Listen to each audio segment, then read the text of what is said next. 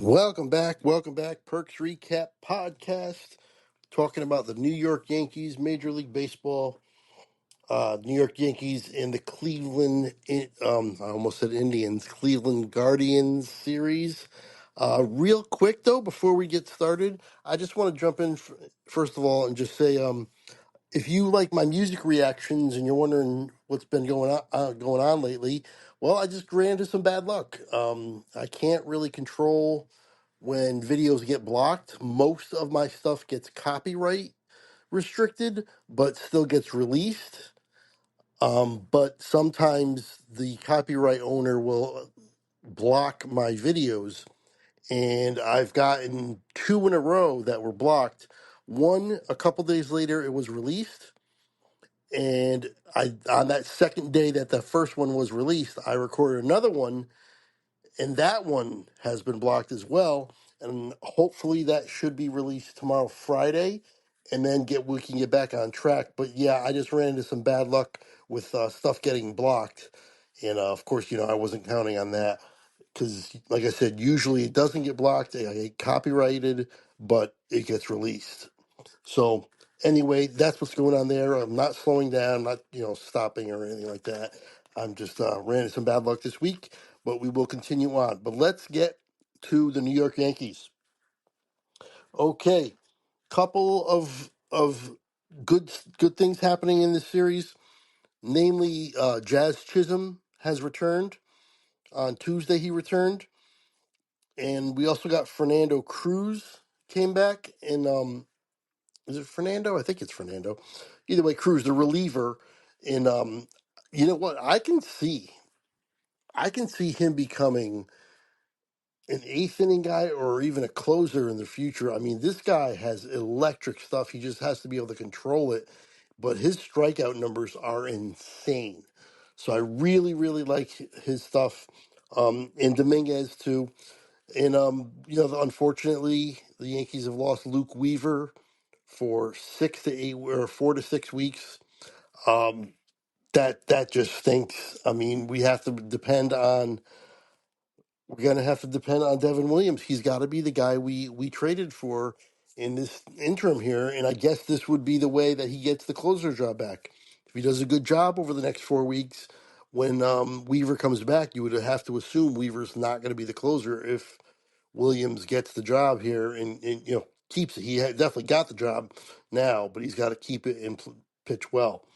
But it is good to know that Cruz is back to help if Williams does falter, and also Jonathan Loizaga is kind of like that same kind of role where I think he can fill in as well if Williams falters.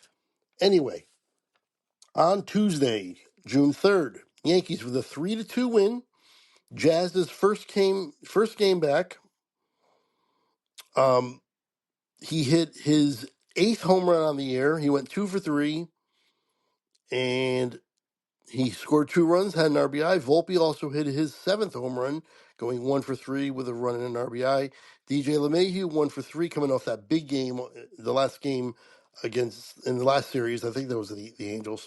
Um, he also had an RBI. The Yankees had 5 hits with 5 left on base. Not terrible. But the story of this one was once again Carlos Rodon. I have given my opinion on Rodon. You know what I think. He's gained my trust to this point. I got to see it, for a whole season. I mean, this guy is a Cy Young Award winner. I believe it was in the National League when he pitched for the Giants. So he can do this for an extended period and do it for a whole season and be really, really good. That's who the Yankees were hoping for. He's finally coming through. Another great outing, 7 innings, 5 hits, 1 run, 1 walk, 8 Ks. Got the win. He's 8-3, and his ERA is at 2.49. I mean, you can't complain about Carlos Rodon at all. Just hopefully he keeps it up. I've read some other, looked at other people that cover the Yankees and stuff, and people that comment on them. They still don't necessarily 100% trust him, and I got to see him do it in a really, really big spot. But right now, I'm fine with Carlos Rodon. He's pitching very, very well. Leiter Jr. had an inning and a walk, and Devin Williams, he got the save, his sixth save, but he gave up 2 hits, an earned run, had 1K, ZRA sitting at 635. He came on, it was 3-1, and he came off the save, and he gave up. He gave up the run. So I don't know. He's still very, very shaky. I'm still not sold completely, and I think you understand why. Wednesday, the 4th, it was a 4-0 Cleveland victory over the Yankees. Talk about just packing in, mailing it. Like, they looked listless. They looked uninterested. They did not play well in this game whatsoever. Rice and Judge had 2 hits each. Bellinger had 1 hit, and that's it. 5 hits total. 6 guys left on base. They didn't score a run. Schmidt comes in and gets drilled in the first inning for 3 runs, and then he settles down. He ends up almost getting a quality start, which is 6 innings, 3 runs. He went 5 2/3, so 1 out away from 6 innings. But those 3 runs in the first inning were all that they got. 7 hits, 8 Ks. The ZRA's at 404 from the back end of your rotation, kind of a guy. That's fine. As your third guy, I'm not so sure. He lost that. He took the loss. He's 2-3.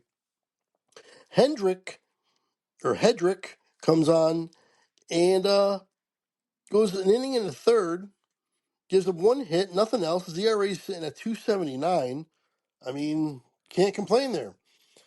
Fernando Cruz comes back. Is it Fernando? I'm thinking it's not.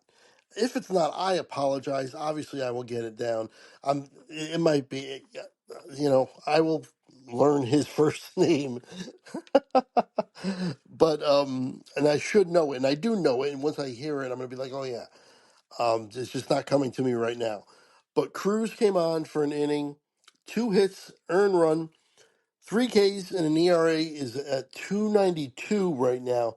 So he did give up a run in his first game back um, on 1 inning. I'm not going to kill him for that. That's fine.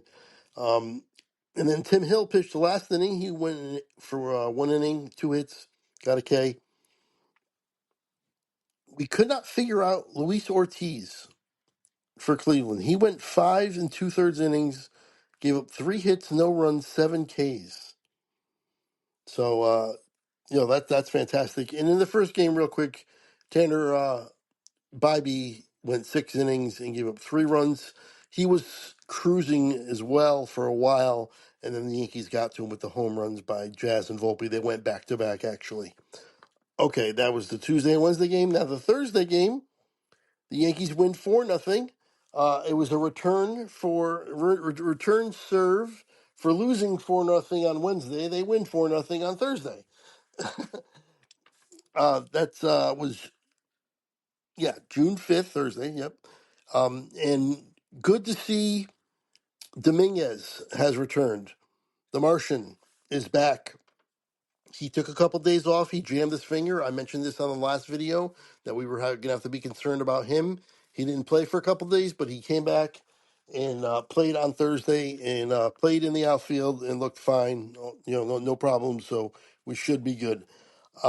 Jazz got a stolen base, his seventh. He also went 3 for 4.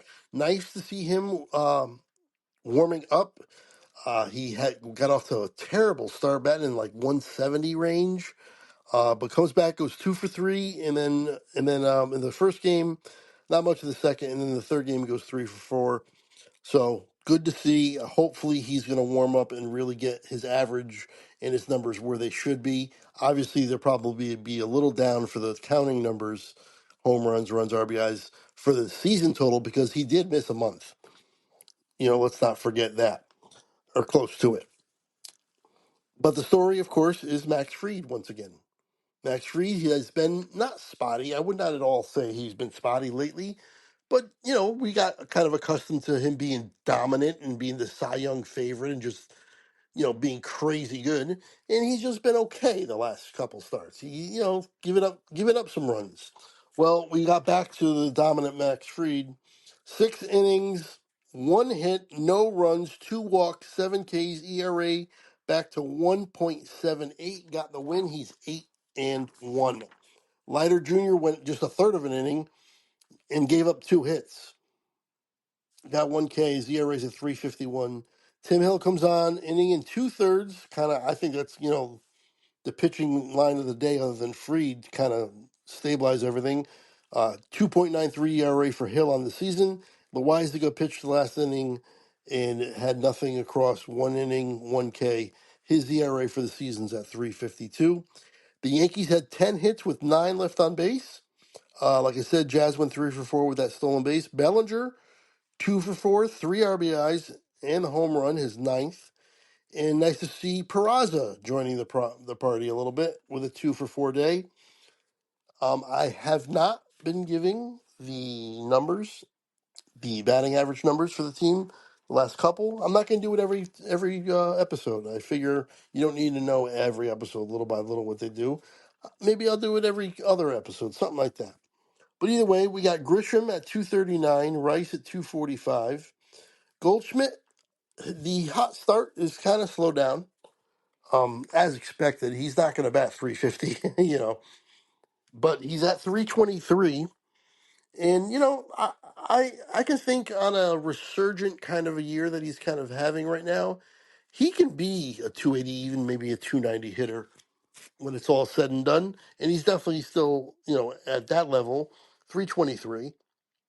Judge at 392. I mean, obviously, he probably won't sniff 400 again the rest of the way. But it's not like he's tanking and going down to 360, and he's at 392. Let's not forget that. Today he was 1 for 1, but he walked twice. He's getting walked more and more, I've noticed, which makes sense. Bellinger at 257, again, where he started. I'm loving that he has warmed up and got his average back to respectability. Jazz is at 207, but again, missing all that time, the average can go up pretty quickly. And a 2 for 3 and a 3 for 4 day moved his average up something like 30 something points. So he's back over 200, 207. Volpe's at 237. Dominguez 241. Wells 209. Peraza 174. Escara 231 and DJ LeMahieu 231. The Yankees need more consistency in the infield, a consistent infield bat, just a guy that can get on base and put up a respectable batting average. I mean, it's not been as bad as it was in 2022, and there are some glimmers here and there for sure that give me hope. But the season totals, I mean, 239, 207, 237, 209, 174, 231, 231 again, even 241. I mean, I know the game has changed. I know they don't worry about batting average as much, but I mean, geez, you got to be able to hit better than this, and it's just not. It's still not happening, and it's getting pretty frustrating. And I think without a doubt, they've got to address this at the deadline. You got to get DJ out of there.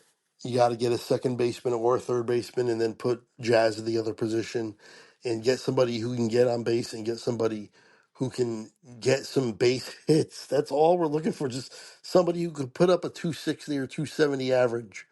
I'm not asking for 320, 270. Give me a 270 guy instead of these guys hitting 230 and 240. That would make a big, big difference. And they keep saying Wells is about to explode. Wells is about to explode. Well, I'm still waiting for it. We're all still waiting for it. Um, the batting average, I don't want him to be a 20 home run, 200 batting average guy. And unfortunately, that's kind of what it's looking like. And they've got catching prospects. Let's not forget that. Catching prospects are on the horizon. And also, let's not forget, they might not necessarily need to go outside of the organization at the trade deadline for an infielder, because George Lombard Jr. I believe it's junior, but George Lombard is in the minors. Now he's really, really young, and he's probably not ready. I think ideally they would not want to bring him up at all this year, and maybe do it next year, maybe even at the end of next year, like September. Um, that would be the ideal situation. But if the need is there and he's still killing it down there, and last I heard he was, you might have to make the move early and go to him now. I mean, these guys are you gotta play better. That's all there is to it. You gotta hit better. But the Yankees are in first place. Can't complain too much. And into town rolls the Boston Red Sox. Yankees and Red Sox. You kind of throw out the records. You kind of throw out home field advantage. Really, it could be anything can happen in these series. But Boston is 9.5 back. I would love a 2 out of 3 sweep. 2 out of 3, don't get me wrong, but I would really love a sweep because then they're 12.5 back, and that might be the death nail right there. That might end them right there. At 12.5 back. But losing 2 out of 3 would suck, but it wouldn't be a killer at all. They go from 9.5 to 8.5 back. That's not a big deal. Definitely cannot get swept. That would really stink. I don't care too much about the Mets or other quote unquote rivalries, but I do care about the Red Sox rivalry. I have Red Sox fans. I talk with them. We jab at each other back and forth, and it's usually all in good fun, but sometimes it can get heated. So I don't want them to be able to at least say we swept you in the first meeting. So let's not let that happen.